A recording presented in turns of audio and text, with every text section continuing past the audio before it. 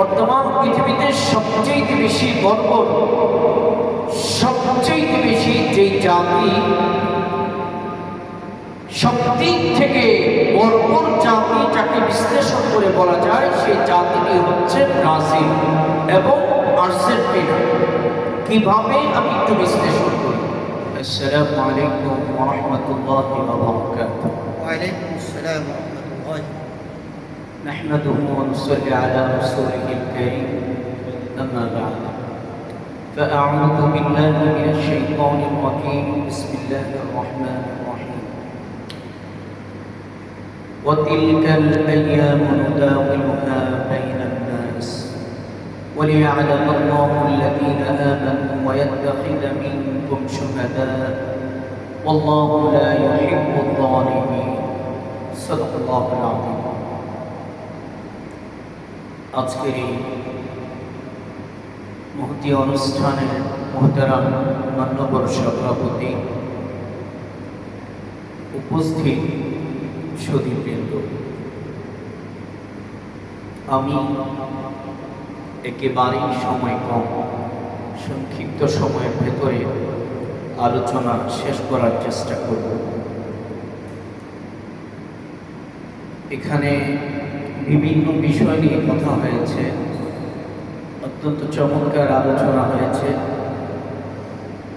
আমি যে বিষয়টি নিয়ে কথা বলতে চাচ্ছি, এই বিষয়টি নিয়ে কথা বলা বর্তমান এই সময়ে এটা বড় কঠিন একটি বিষয়। হয়তোবা বিষয়টি উপস্থাপন করার পরে আপনাদের একটা আবেগ, ভালোবাসার একটা জায়গায় অনেক বড় কষ্ট দিয়ে ফেলবে। তো আমি সবাইকে অনুরোধ জানাচ্ছি, মনোযোগ সহকারে অল্প সময় আমার বিষয়টা বোঝার চেষ্টা করব। প্যারা হাজিরিন, বর্তমান এমন একটা দুঃসময় চলছে পৃথিবীতে। প্রযুক্তির উন্নতির এই যুগে, গ্লোবালাইজেশনের এই যুগে মানুষ একেবারে অস্থির একটা জীবন যাপন করছে। সময় কিভাবে হারিয়ে যায়, হাজারো চেষ্টা করে মানুষ তার সময়টাকে কাজে লাগাতে পারে না। বিগত 30 বছর যাবত পৃথিবীর একটা আমূল চেঞ্জ চলে আসছে। এই অবস্থার ভেতরে হাদিসের ভাষ্য অনুযায়ী আখিরি যুগে শেষকালে মানুষের ঈমানটাকে সংরক্ষণে রাখা আর আগুন হাতে নেওয়া এর চেয়ে বেশি সহজ। আগুনটা হাতে রাখা যত কঠিন লাগবে, তার চেয়ে বেশি কঠিন হয়ে যাবে মানুষের ঈমান সংরক্ষণ করা। ঠিক এই সময়টায় এখানে একটা মৌলিক প্রশ্ন, পৃথিবীর এতটা দুরবস্থা কেন? এই প্রশ্নের একেবারে সহজ উত্তর হচ্ছে, একটা গাছ যখন আমরা লাগাই, গাছের প্রথম কালে যে সুন্দর রসে চৈচন্য ভালো একটি ফল আমাদেরকে গাছ উপহার দেয়, গাছটির যখন বয়স হয়ে যায় তখন এইরকম রসের চৈচন্য এইরকম ফল আমাদেরকে শেষকালে উপহার দেয়। তার মানে পৃথিবীর এখন শেষ কাল। পৃথিবীর শুরুকালীন সময় যে সুন্দর মানুষ উপহার দিয়েছে, পৃথিবীর শেষ কালে এখন সেই মানুষ উপহার দিচ্ছে না। প্যারা নাজরিন, আজকের এই পৃথিবীতে সব কিছুর দিক থেকে দুনিয়া বড় ধনী, দুনিয়া অনেক এগিয়ে গিয়েছে, অনেক বেশি অগ্রসর পৃথিবী। কিন্তু যেই জায়গাটায় পৃথিবী একেবারে কাঙ্গাল, বড় অসহায়, পারে। যদি আমি বলি দারিদ্রতার শেষ প্রান্তে পৌঁছে গিয়েছে, সেটা হলো পৃথিবী এখন সব দিতে পারে, ভালো একটা মানুষ দিতে পারে না। এটাকে কবির ভাষায় বলতে হয়। হয়তো বা একদিন শখ করে আমরা চিড়িয়াখানায় যাই পশু দেখতে, একদিন যেতে হবে মানুষ দেখতে।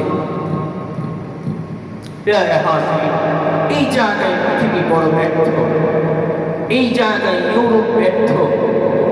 সব দিতে পারতেছে কিন্তু ভালো মানুষ উপহার দিতে পারতেছে না। আর এই সব পৃথিবীতে ভালো মানুষ যখন না জন্মাবে, এই পৃথিবীতে শান্তি কি জিনিস এটা কেউ খুঁজে পাবে না। প্যারা নাজরিন, আমি সময় না বাড়িয়ে যে বিষয়টির দিকে নিয়ে যাওয়ার জন্য এই কথাগুলো আপনাদেরকে বলছি, আমার মূল কথাটা হচ্ছে ওই জায়গায় যে আজকে সারা দুনিয়া সময়ের জেনজি, সময়ের নওজোয়ান, এখানে স্টুডেন্টরা আছে, আমি তোমাদেরকে লক্ষ্য করে বলছি, জেনজিরা এখানে উপস্থিত, আমি তোমাদেরকে লক্ষ্য করে বলছি, তোমরা বলো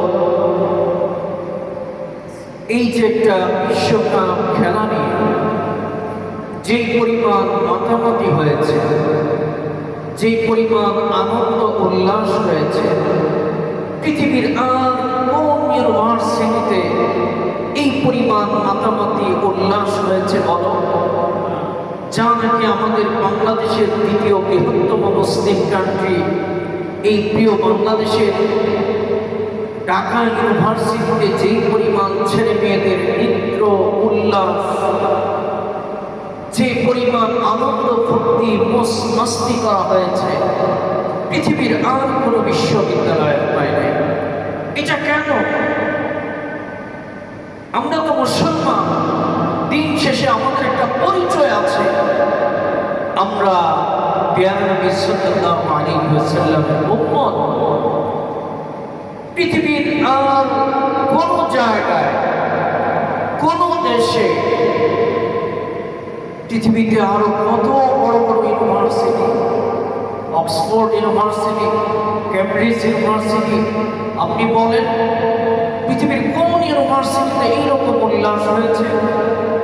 অথচ সামান্য একটু আনন্দ করতে গিয়ে একজন মুসলমানের জীবনের শ্রেষ্ঠ সম্পদ ঈমান, সেই ঈমানটাকে আমরা প্রশ্নবিদ্ধ করে ফেলছি। শুধু তা না, ঈমানটাকেই নষ্ট করে দিচ্ছি।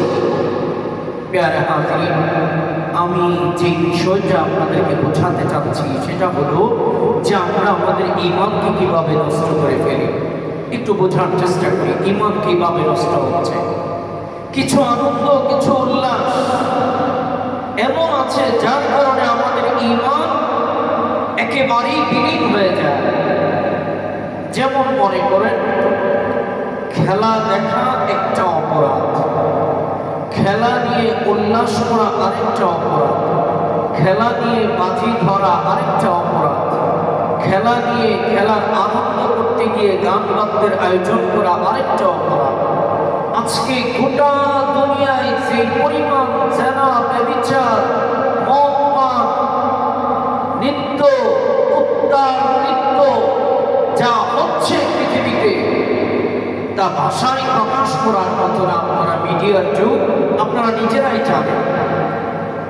প্যারা হাজির, বর্তমান আলোচিত দুটি দেশ সারা পৃথিবীতে সবচেয়ে সাপোর্ট করি আমরা যে দুটি দেশকে, একটি হচ্ছে আর্জেন্টিনা আর একটি হচ্ছে ব্রাজিল।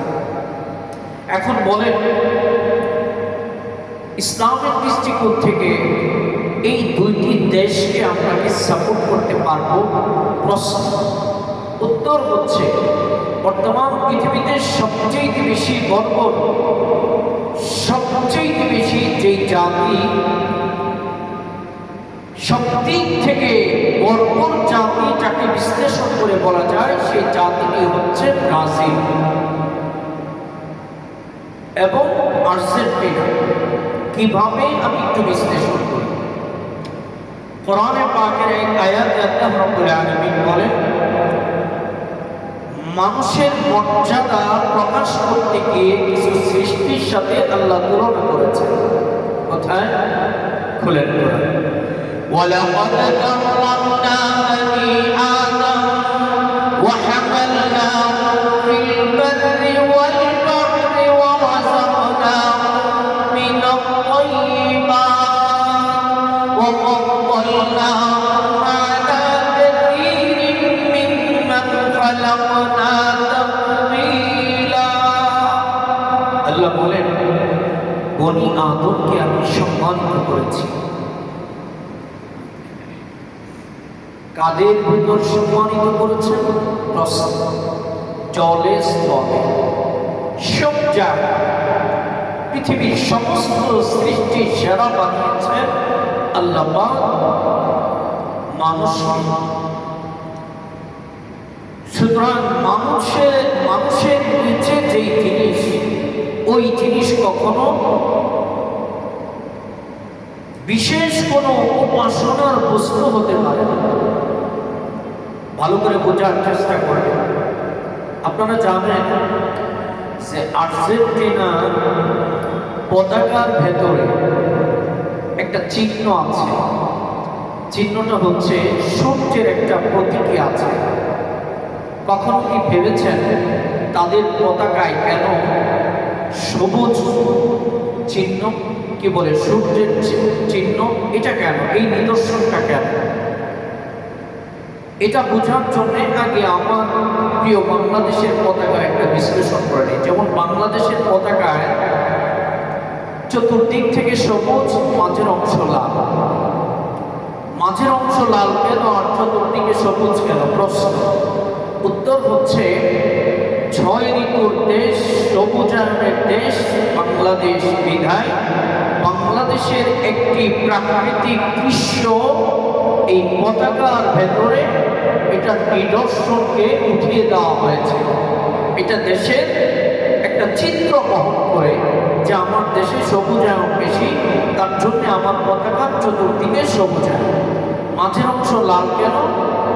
এই সবুজ শ্যামল এই দেশটাকে স্বাধীনভাবে এই ভূখণ্ডটা পাওয়ার জন্য দিতে হয়েছে রক্ত। 71-এ আমাদের কিছু মুসলমান ভাই রক্ত দিয়ে এই দেশটিকে স্বাধীন করেছে, স্বাধীন একটি পতাকা আমাদেরকে উপহার দিয়েছে। সেই মুক্তিযোদ্ধাদের রক্তের মূল্য দিতে গিয়ে, তাদেরকে সম্মান দিতে গিয়ে বাংলাদেশের পতাকার মাঝের অংশটাকে লাল করা হয়েছে। এখন আসেন, আর্জেন্টিনার পতাকাটার ভেতরে সবুজ চিহ্ন কেন দেওয়া হয়? কোরআনের ভেতরে আসছে যে পৃথিবীর একটি জাতি তারা সৃষ্টির বিশেষ কোনো গুণ দেখে মুগ্ধ হয়ে ওই সৃষ্টিকেই তারা খোদা হিসাবে স্বীকৃতি দেয়। যেমন সৃষ্টির ভেতরে অন্যতম একটি সৃষ্টি হচ্ছে সূর্য। তার অনেক পাওয়ার পৃথিবীকে আলোকিত করে, অন্ধকার দূরীভূত করে দেয়। সেই সূর্যের গুণাগুণ দেখে একটি জাতি সূর্যকে খোদা হিসাবে মানে। অথচ হাদিসের ভেতরে আসছে, পেয়ারা নবী সাল্লাল্লাহু আলাইহি ওয়াসাল্লাম বলেছেন যে সূর্য হচ্ছে এমন একটি বস্তু, এমন একটি সৃষ্টি যে প্রতিদিন সকালে আল্লাহর কাছে সূর্য আল্লাহকে সিজদা করে আল্লাহর কাছে এসে ভিক্ষা প্রার্থনা করে যে আয় আল্লাহ, আমি পৃথিবীতে যাব, পৃথিবীকে আলোকিত করব, তুমি আমাকে শক্তি দাও। আল্লাহ হুকুম হলে তারপরে সে পৃথিবীতে এসে পৃথিবীকে আলোকিত করে। সূর্য অস্ত যাওয়ার সময় আবার আল্লাহর কাছে গিয়ে আল্লাহর কাছ থেকে অনুমতি প্রার্থনা করে তারপর আবার সূর্য তার আলো বন্ধ করতে হয়। অর্থাৎ আলো দিতে হলেও আল্লাহর কাছ থেকে অনুমতি নিতে হয়, আলো বন্ধ করতে হলেও আল্লাহর কাছ থেকে অনুমতি নিতে হয়। সূর্য তাহলে যেই জায়গায় অসহায়, সেই জায়গাটা হচ্ছে আমাদের রবের কাছে সূর্য বড় অসহায়। কিন্তু সেই সূর্যকে এই আর্জেন্টিনা এই জাতি তারা খোদা হিসাবে স্বীকৃতি দেয়। এই জন্যে তাদের পতাকায় সূর্যের চিহ্ন রাখে, মানে এটা তাদের খোদাকে পতাকায় দিয়ে রাখে। নাউযুবিল্লাহ।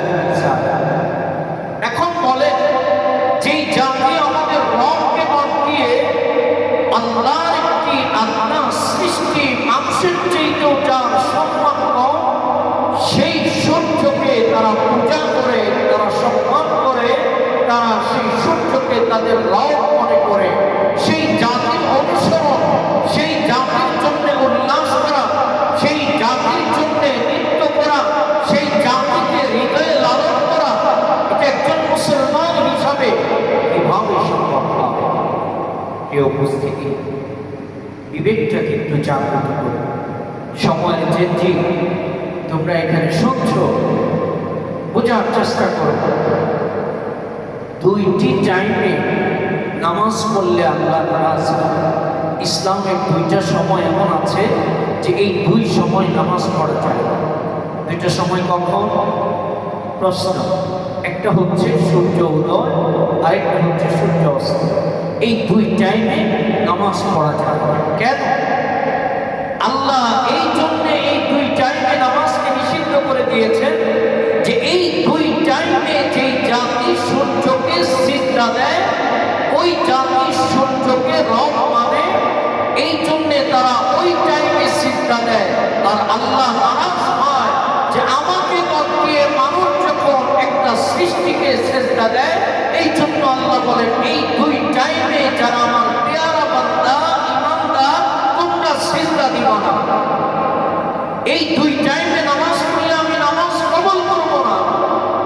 আল্লাহ যেই টাইমটাতে নামাজ কবুল করবেন না, যেই টাইমটাতে ইবাদত করলে ইবাদত কবুল হয় না, সিজদা কবুল হয় না, তাহলে ওই সূর্যটাকে যদি কেউ খোদা হিসাবে মানে, ওই জাতিকে যদি কেউ অনুসরণ করে, ওই জাতিকে যদি কেউ সাপোর্ট করে, তাহলে তার ঈমানের কি অবস্থা দাঁড়াবে?